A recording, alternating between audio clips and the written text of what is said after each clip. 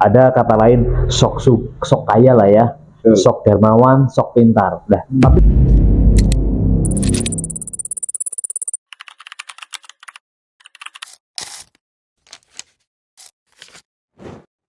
di berbagai daerah, pendidikan berbasis masyarakat sudah banyak bertumbuh dan berkembang, tak terkecuali di wilayah lereng Gunung Slamet. Di sana memang ada salah satu pendidikan berbasis masyarakat yang sangat baik. Seperti halnya pandangan dari Muhammad Hatta bahwa peran masyarakat memiliki peranan penting dalam pendidikan untuk mendukung ilmu pengetahuan, karakter anak atau individu maupun untuk kesejahteraan bersama. Hari ini hadir salah satu tokoh pengelola maupun pegiat literasi dari Umah Sinau. Ini juga sahabat saya juga, namanya Mas Slamet Rianto. Ya, Mas. Slamet Rianto. Sehat, Mas? Alhamdulillah sehat, Mas. Alhamdulillah. Mungkin untuk mengawali obrolan ada satu pertanyaan, Mas. Mungkin ini ringan tapi menggelitik bagi saya. Ini pekerjaannya Mas Slamet ini apa sih, Mas? Ya, kalau pekerjaan kami memang bergerak di bidang pertanian, terutama peternakan, karena kebetulan kami juga seorang ASN ya. Jadi kalau saya kerja itu bergelut dengan hewan, tapi di saat di Umah Sinau bergelut dengan anak-anak. Nah, ini mungkin bisa awal muasal Umah Sinau itu dari kapan sih, terus mungkin apa sih yang melatar belakangi, karena kan memang pendidikan berbasis masyarakat atau mungkin di daerah wilayah atas ya itu itu gerakan itu muncul itu sejak kapan dan kenapa? Jadi kalau untuk kami gerak itu tahun 2016 ya, karena kami terinspirasi dengan diri kami sendiri bahwa kami merasa kurangnya pendidikan. Jadi alangkah mirisnya andai kata anak-anak kita, keturunan kita tuh tidak mengenyam pendidikan lebih lanjut. Satu, yang berikut, karena bagi kami, pandangan kami bahwa sekolah mereka tuh hanya rutinitas, bukan aktivitas. Yang kami alami bahwa kami beberapa kali survei ke lokasi, anak-anak itu hanya berangkat pulang. Akhirnya aktivitas sekolah tidak tertanamkan. Nah, di sisi lain, karena memang orang tua mungkin untuk bekerja, untuk mencari nafkah, akhirnya anak-anak tidak tercover untuk pendidikannya. Maka dari itu kami dengan istri mencoba mendampingi mereka selama ini. Alhamdulillah dari mereka tergugah untuk gabung dengan kami, karena kami sifatnya satu sosial. Kedua, yang disampaikan tadi Mas Budi bahwa memang kami berbasis pendidikan sosial masyarakat. Jadi kami melibatkan masyarakat itu tidak hanya secara finansial, tapi kami mengutamakan empati. Karena saat ini adalah karakter itu sangat dibutuhkan oleh masyarakat saat ini. Itu aja sih, Mas. Nah, barangkali ketika mulai membangun ini apa mungkin tantangannya, Mas? Karena mungkin tadi dijelaskan di awal untuk di bidang pertanian masuk ke pendidikan lah, otomatis kepercayaan masyarakat dalam hal melayani pendidikan itu bagaimana respon awal? Aduh, itu memang ya segala hal, apalagi kegiatan baik ya, karena memang tidak semua orang bisa menerima tawaran kami. Awal memang kami salah satu cetus pertama itu di Desa Lembakus, Kecamatan Sumbang. Waktu itu kami pernah membaca selembaran surat kabar bahwa di Kecamatan Sumbang itu salah satu kecamatan yang nomor 1 ranking tingkat provinsi, anak tinggal kelas, putus sekolah itu tinggi. Makanya kami mencoba mendatangi masyarakat dan anak-anak. Di situ kami tantangan pertama, kita menawarkan kepada kelompok anak-anak itu takut, dan orang tua pun takut. Kenapa? Zaman itu kan mungkin itu ya, mungkin takut ada hal-hal yang inti kita, mungkin ada penculikan dan segala sesuatunya. Tapi kami mencoba menawarkan kepada masyarakat dan anak-anak. Dan awal kami memang mencoba dengan rangsangan alat tulis gratis bagi anak didik kami.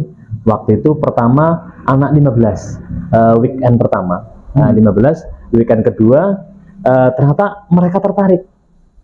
Tadinya 15 sampai 40 minggu kedua.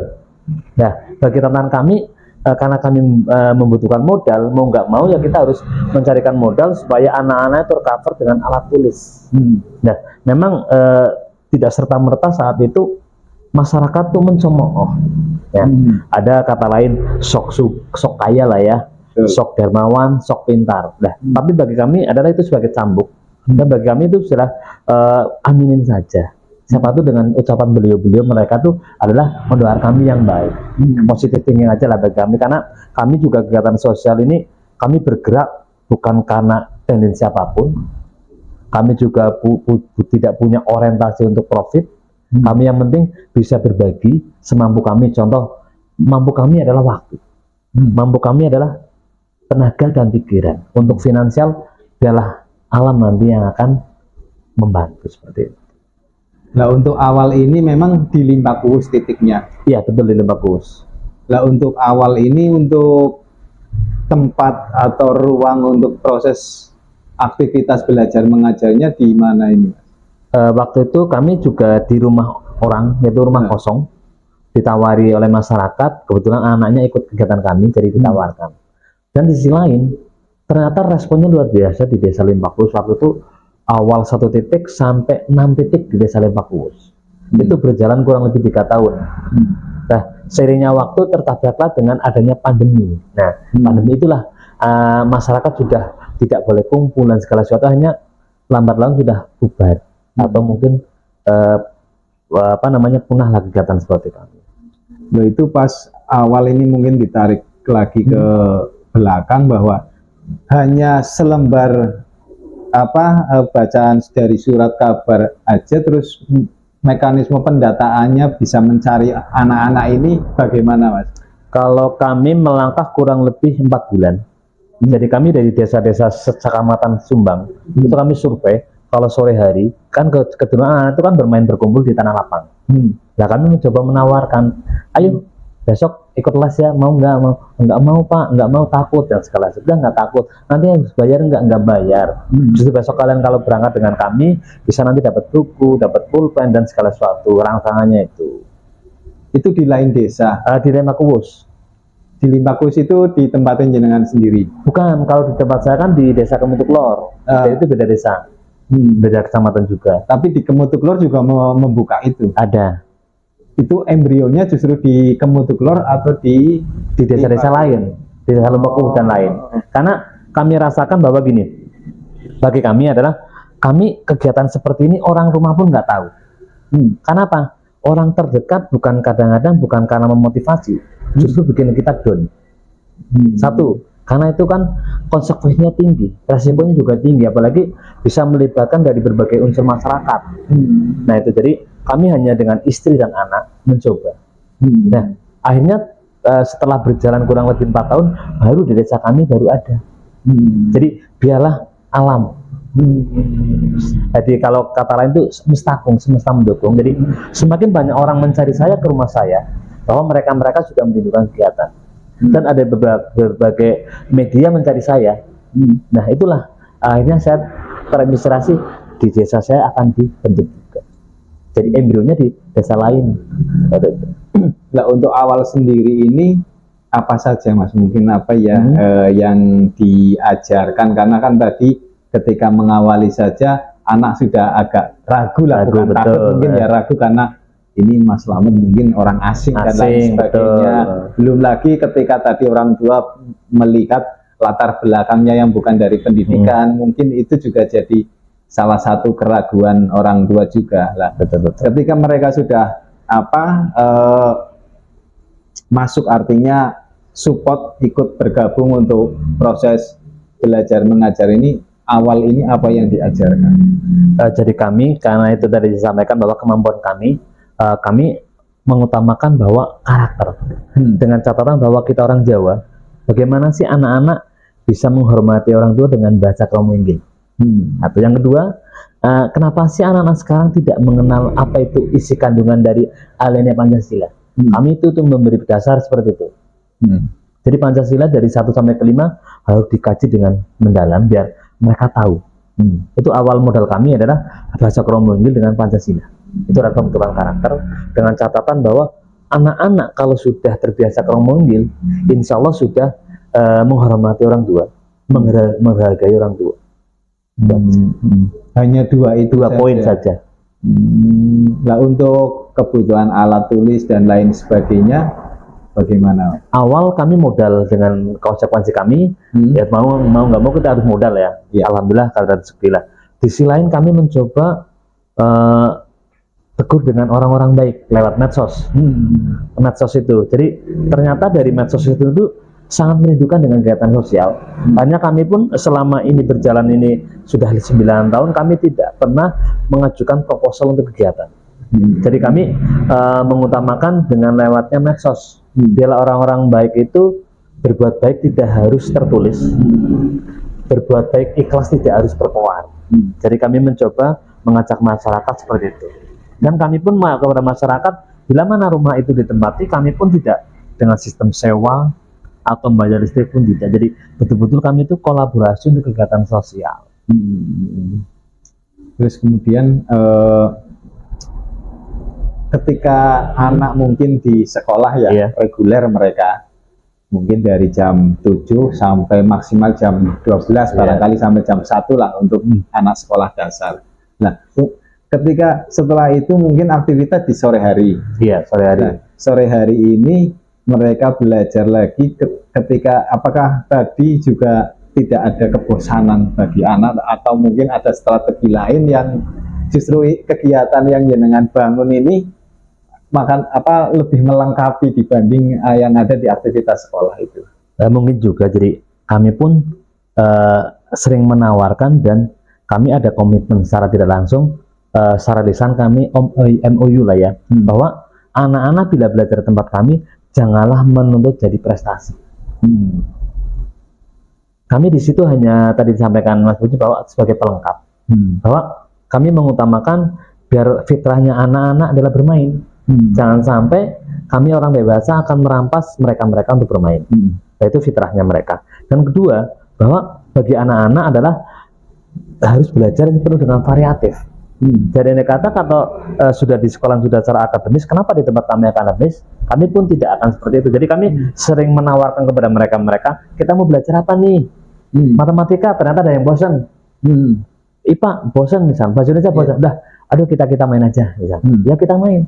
Entah itu outdoor atau indoor. Jadi tergantung mereka. Oh Pak, kita melukis saja atau mewarna, ya kita ikuti. Jadi kita memang mengutamakan merdeka belajar. Apa yang sesuai dengan diusungkan oleh Ki Hajar Dewantara seperti itu. Tapi ketika mengikuti keinginan anak kan memang kalau pribadi saya sendiri mungkin ya saya bukan pendidik tapi setidaknya memahami bahwa pengajar ini butuh kesabaran yang tinggi terutama ketika mengikuti anak-anak. Nah, ini bagaimana mengelola emosional atau mengelola agar semuanya bisa berjalan beriringan. Ya itu memang kadang-kadang di luar nalar manusia ya. Jadi memang karena kita kan kelasnya rangkap. Bisa juga mungkin dari prasekolah sampai SMP itu satu ruang. Di saat mereka minta secara akademis, kami pun kita mungkin hanya 1 sampai 5 nomor. IPA ya udah kita sesuai dengan kelas mereka. Jadi kami biasanya pakai kelompok kecil, misal 1, 2, 3. Karena kita single factor misal, dan yang 4, 5, 6 misal itu ya. Dan ada kata kami punya tim yang biar mereka memilih tim mau kelas berapa. Jadi itu untuk mensiasati biar mereka tercover Mas. Jadi kegiatan itu tetap berjalan. Jadi energinya tetap ada. Jangan sampai anak-anak datang hanya dapat kecewa. Karena apa? Di saat anak-anak kecewa itu sudah merekamnya udah lama banget untuk menyembuhkannya itu. Mas, ini kan mungkin bergerak di sosial kemasaran bidang pendidikan. Bahkan tadi disebutkan bahwa ada support dari masyarakat. Padahal dalam satu rumpun kemasyarakatan kan ini ada instansi atau kayak mulai dari jajaran RT, Iya, RW, desa bahkan sampai ke atasnya lah. Ini peran mereka ada nggak Mas dalam hal gerakan literasi yang jenengan bangun? ya tidak dipungkiri juga masyarakat memang support lah ya dalam arti walaupun tidak secara profit tapi secara emosional dia mereka support. Tapi kalau untuk lembaga-lembaga instansi yang terkait itu sampai saat ini pun tidak ya, dalam arti tanda kutip kami karena tidak mengajukan proposal. Karena kami gambarkan gini, andai kata kami dengan proposal itu kami akan tersita waktunya dan SDM kami terbatas. Jadi buat apa kami harus mengajukan proposal sedangkan anak didik kami di belakang membutuhkan pendampingan. Itu sih mungkin alasan kami simpel begitu. Jadi makanya kami sampai ditawarkan dan ditantang oleh instansi terkait, kami tanpa kecuali kalau dari orang yang membantu ini tidak ada dana, silahkan bikin proposal baru kami bikin. Tapi kalau kami hanya mengajukan kami akan terporsir, sudah biaya, waktu dan tenaga dah terporsir. Buat apa itu? Jadi kami bukan munafik ya, karena itu memang butuh biaya, tapi di sisi lain itu jadi SDM kami terbatas Mas. Jadi untuk instansi pemerintah yang terkait sampai saat ini secara profit belum, tapi kalau untuk secara support dan ada kegiatan tetap kami disupport oleh mereka beliau. Tapi untuk secara profit karena itu sudah termasuk aturan mungkin birokrasi lah ya, kami ngikuti aja. Tapi kalau untuk masyarakat dan lembaga-lembaga setempat sih insya Allah support, walaupun mungkin dengan catatan kami perizinan surat menyurat dengan mudah. Dan bila mana ada tamu berkunjung ke lembaga tersebut juga diarahkan untuk kegiatan kami. Itu adalah salah satu support bagi kami untuk penyemangat. Mas, ketika menjalankan ini, apa sih tantangan terberatnya, mungkin bahkan sampai pada titik terendah ketika mengelola ini? Ini kan prosesnya panjang betul. Bagi kami tantangan paling terendah adalah mungkin secara profit oke lah ya, kami mengalir saja. Tantangan kami adalah di saat kami berjuang, anak-anak itu belum bisa apa-apa. Itu yang kami sangat nol sampai titik terendah. Misal ya, karena mereka ada anak yang ABK, contoh anak berkebutuhan khusus, misal anak kelas 5 belum bisa baca tulis atau berhitung. Lah itulah bagi kami itu sangat rendah. Bagaimana kita cari anak itu biar bisa? Itu yang bagi kami itu sangat down. Sampai titik nol paling bawah itu bagaimana cara itu, kadang-kadang jenuh saya. Bagaimana sih mensiasati mereka tuh bisa memahami apa yang kami sampaikan. Kenapa? Kami menemukan beberapa anak contoh dari orang tuanya menyampaikan bahwa anak ini sudah di les atau mungkin privat berguru dan itu nggak nyambung. Tapi di saat kami datang, mereka senang dengan kegiatan kami secara individu ya. Mungkin kita datang ke rumahnya. Kenapa? Kami bukan mengedepankan akademis, tapi kami memotivasi. Jadi biar mereka karena kami alami bahwa anak yang mungkin kurang nilainya kurang bagus bagi orang tua kan ada hal yang memalukan ya. Tapi bagi kami bukan hal itu. Ternyata anak-anak adalah yang diutamakan pendampingan, bukan edukasi yang mendatangkan guru profesional, tapi ada pendampingan dan motivasi. Yang kami alami bahwa mereka yang hal itu kurang kasih sayang. Itu. Jadi anak prestasi bukan karena anak kurang tidak mampu, tapi memang asupan ilmu dari orang tua. Kenapa? Bagi kami pilar pendidikan itu ada 3 pilar. Satu, madrasah utama itu di rumah tangga, di rumah kita. Pilar yang kedua adalah tempat-tempat formal. Yang ketiga adalah informal atau non formal. Nah, andai kata 3 komponen ini sudah bisa menyatu, sudah chemistry, insya Allah pendidikan lebih baik. Nah, yang kami sering alami bahwa di pilar pertama yang rapuh. Sekarang pilar pertama sangat rapuh, yaitu di pilar orang tua. Karena apa? Sejatinya bapak ibu adalah guru utama sebenarnya. Karena intensitas kegiatan di rumah itu lebih tinggi dibandingkan di pihak luar. Ya. Nah, disitulah kami kadang-kadang miris. Tapi memang kami ya tidak bisa memaksa beliau-beliau bahwa orang tua tuh capek mencari nafkah. Di sisi lain SDM banyak juga orang-orang tua yang tidak lulus SD. Bagaimana bisa mengajari anak-anaknya? Sedangkan kalau kami amati untuk mendapatkan pendidikan yang layak ternyata dari ekonomi tengah ke atas. Karena apa? Membayar guru itu mahal. Betul. Nah, padahal hak pendidikan itu wajib bagi anak-anak kita, anak negeri. Tapi di sisi lain secara ekonomi itu kami masih hal itu yang masih kami godok, bagaimana caranya biar anak-anak itu tercover dengan pendidikan. Itu menangkap permasalahan itu bagaimana Mas? Maksudnya kayak aktivitas jenengan mungkin di luar pendidikan kan seperti itu ya. Tapi bisa menangkap 3 pokok persoalan yang itu akan dikemas, dicarikan solusi. Oh kemudian ini itu bukan ini, tapi justru pendampingan dan kasih sayang dan lain sebagainya. Ini dari mana itu? Kami itu riset, dalam arti mini riset lah ya. Kami ngobrol. Jadi kami ketemu dengan anak, biasanya satu kelas misal, dia tuh menonjol akademisnya. Nah, kita obrolin secara personal. Di sisi lain mereka akademiknya rendah. Kami ngobrol secara personal. Di sisi lain ada anak pemalu dan penakut. Kita juga personal pendekatan. Nah, dari tiga komponen itu adalah kita dikerucutkan. Jadi antara yang beradaptasi, dari yang sedang dan dari penakut. Nah, itu kita gabungan jadi satu. Nah, di saat itulah kami kaji. Kami godok, kami kaji secara personal dalam hati kami, sejauh mana sih bagaimana caranya mengatasi anak-anak. Kenapa? Jangan sampai anak-anak datang ke sekolah itu takut. Betul. Nah itu, jadi kami sadar itu. Dan makanya kami gini, ada 2 mata pisau bahwa yang bagi kami sering dasari bagi cintailah pelajaranmu, sayangilah guru-gurumu. Kenapa? Anak-anak kalau takut matematika ketemu guru matematika malas loh. Jadi harus cintai pelajaranmu, sayangilah guru-gurumu. Nah, kenapa? Kalau 2 komponen ini masuk, insya Allah mereka tuh bisa menerima ilmunya. Seperti itu. Karena kami tidak kepingin bahwa dari insan-insan pendidikan itu selalu disalahkan. Kami nggak kepingin bahwa orang mendidik orang anak lain itu susah. Betul.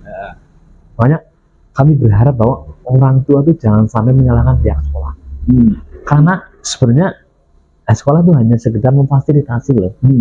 Nah, tapi di sisi lain orang tua itu pasrah sepenuhnya kepada pihak sekolah, itu sebenarnya kurang pas. Bukan salah, kurang pas. Nah itu kurang pas. Makanya kami sering tanyakan, bagaimana Anda merasakan di saat pandemi bahwa orang tua menjadi guru, ya, sekolah nggak belajar online, di rumah harus belajar bapak dan ibu. Ternyata jenuh orang tua lah itu. Nah, di saat itulah ayo kita bangun chemistry yang baik. Jangan sampai mereka saling menyalahkan belah pihak, antara orang tua murid dengan pihak sekolah. Kapan tidak ada titik temu. Makanya terjadilah kadang-kadang miskomunikasi. Dikala anak dibentak guru, orang tua berontak, itu sekarang miskomunikasi. Apa yang menyenangkan barangkali pengalaman itu ini Mas, selama menjalani proses ini. Kalau kami sangat menyenangkan, contoh gini, di saat kita datang ke pihak sekolahan, ternyata mereka tuh manggil saya Pak Guru, padahal saya tukang ngarit kan gitu ya, dan mereka tuh minta salim atau jabat tangan. Dan kami merasakan waktu itu awal itu masuk di Desa Lembakus, karena muridnya kurang lebih hampir 80 waktu itu. Saya datang ke sekolah mereka, hanya kepengen ngobrol dengan pihak guru.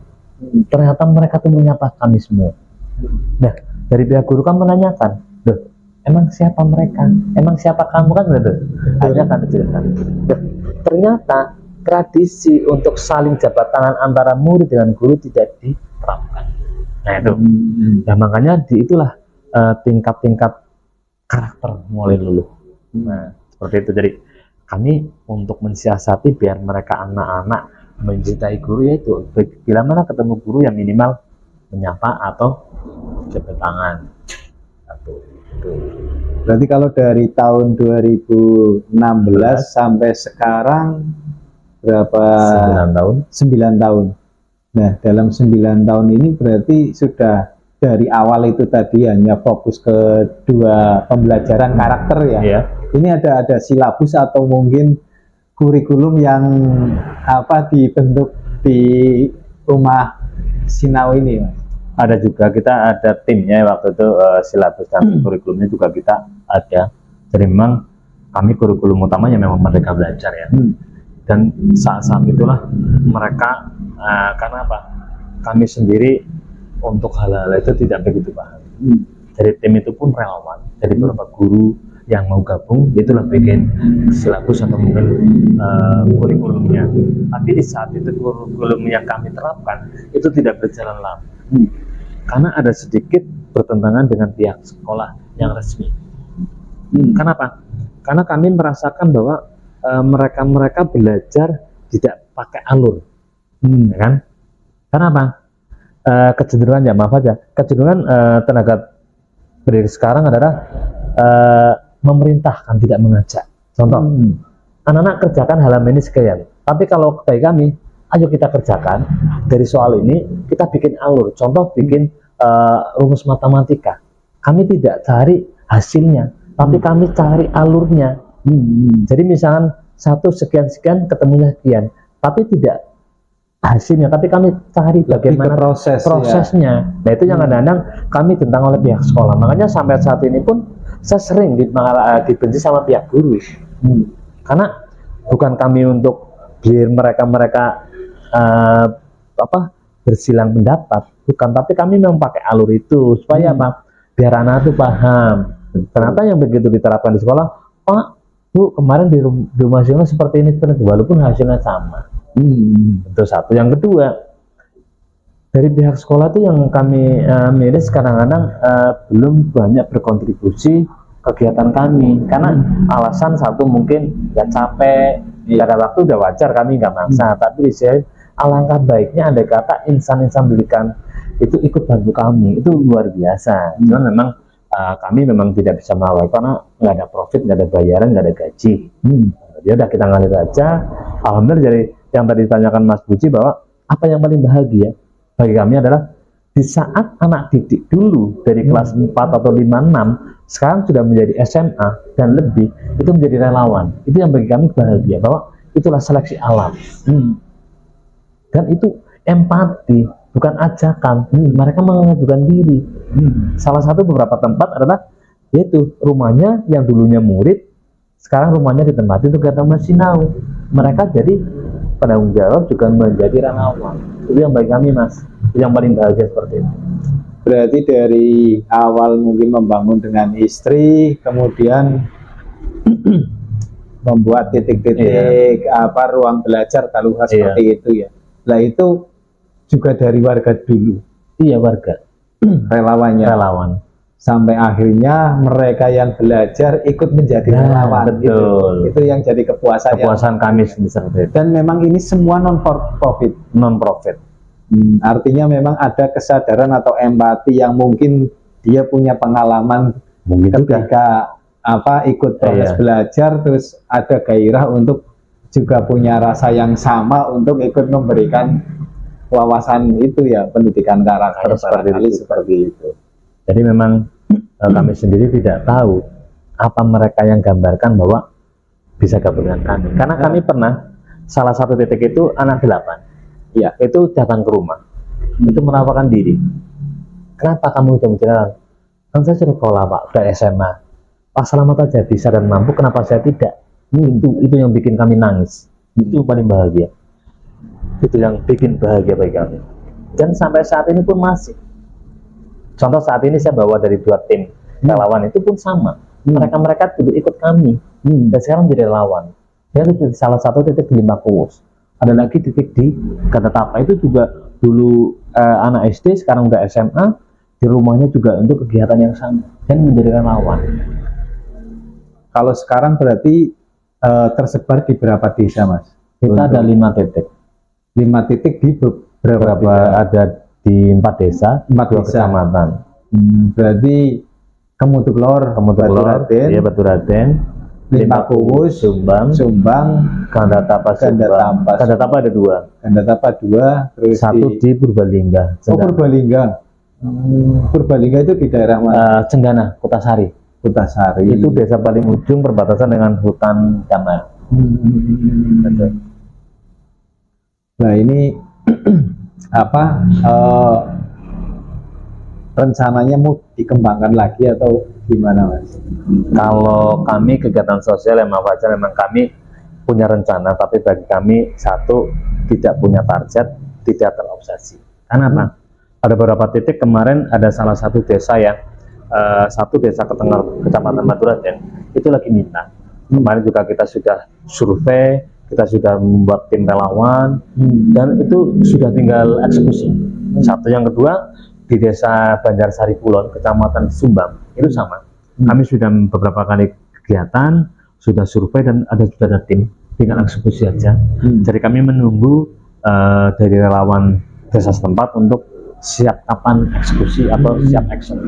Jadi dimanapun tempat, yang penting ada yang bertanggung jawab bagi kami, karena kami tidak bisa memberi fasilitas apapun. Nah, mungkin hanya sekedar mewadahi lembaga itu. Satu. Yang kedua, mungkin bisa memberi pengalaman bagi relawan dan anak-anak. Itu yang bagi kami, bahwa rupiah bukan apa-apa, tapi kalau pengalaman dan cerita yang baik adalah yang luar biasa, tidak bisa terbeli dengan rupiah. Seperti itu.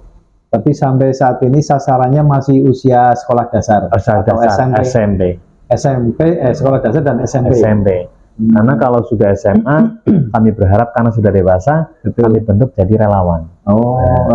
Jadi biar mereka tuh punya wacana ke depan, planning ke depan. Begitu mungkin dari mereka mau ke jenjang pendidikan lebih tinggi, ke bangku kuliah, bahwa mereka tuh sudah biasa berorganisasi. Kedua, biasa sosialisasi kepada masyarakat. Jadi nanti bisa menerapkan tridharmanya sebagai anak mahasiswa. Karena sampai saat ini tridharma mereka tidak diterapkan. Tridharma itu apa sih, Mas? Ya, untuk pengabdian kepada masyarakat, dan untuk kegiatan-kegiatan bisa diimplementasikan kepada masyarakat. Itu aja. Jadi bagi kami adalah Umas Sino itu sebagai ladang. Jadi ladang, siapapun akan menanam di situ, yaitu akan membuahkan hasil ya dari yang menanam itu sendiri. Berarti kembali ke filosofi ngarit ya, Mas? Nah, itu ngarit, betul. Itu kan? Tumbuh lagi. Itu betul, filosofi ngarit harus seperti itu kan. Benar kan? Tapi gini, Mas, artinya kayak sekarang berkembang juga. Kalau saya pernah berkunjung ke salah satu tempat Umas Sinau kan, proses belajar. Nah, itu memang jadi rujukan mahasiswa untuk penelitian atau KKN. Nah, ini dari kapan itu? Kalau kami itu mulai tahun 2016.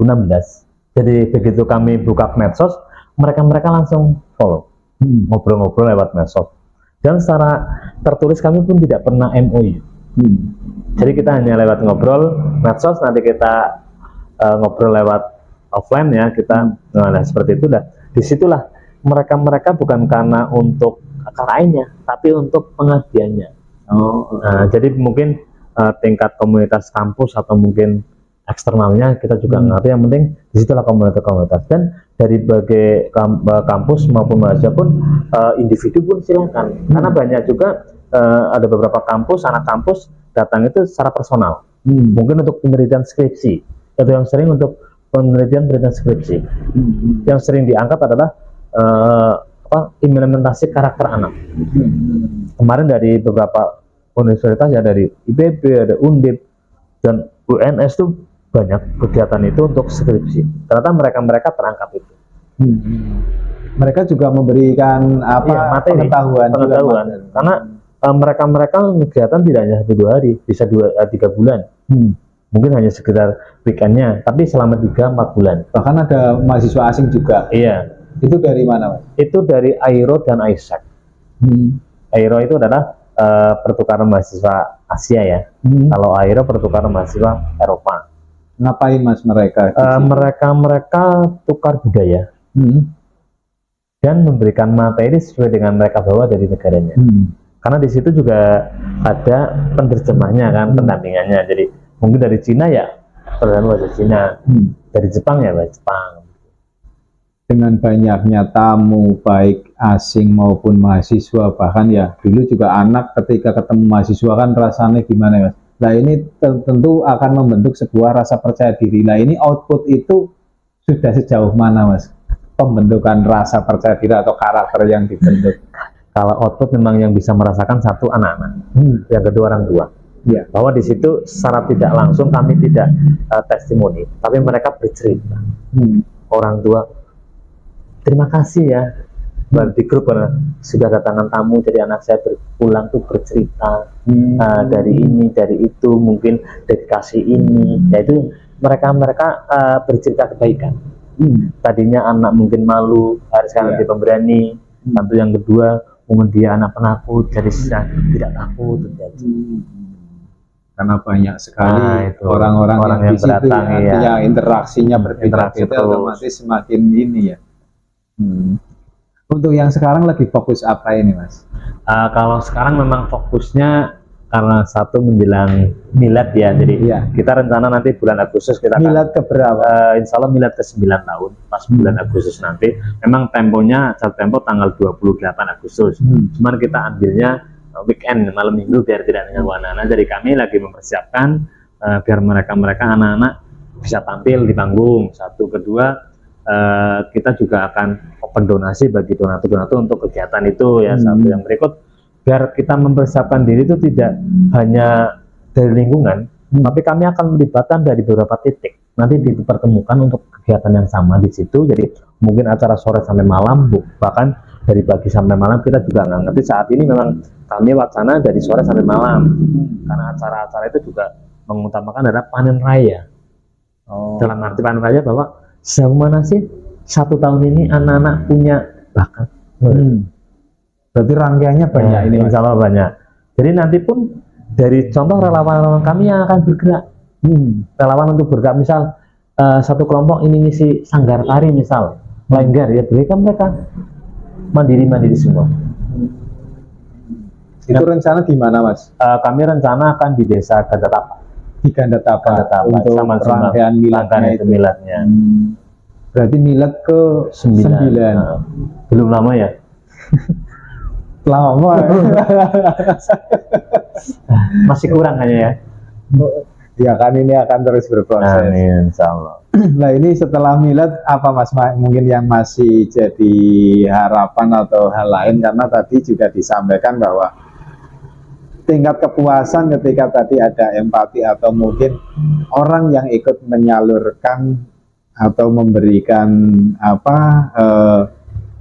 kalau di lagunya Sheila on Seven-nya apa itu yang baik itu loh, lah lupa malah. Nah itu artinya kan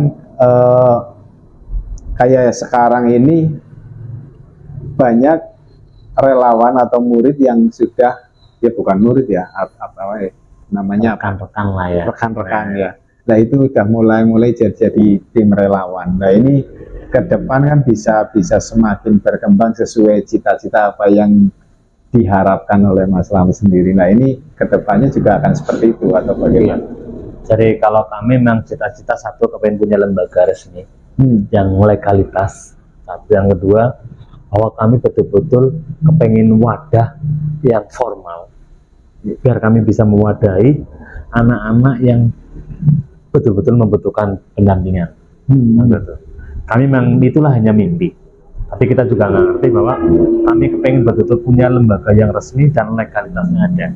Karena di situ kami perjuangan itu betul-betul akan terwujud. Jadi mungkin kita punya gedung sekolah misalnya, itu kami mimpinya seperti itu. Kenapa?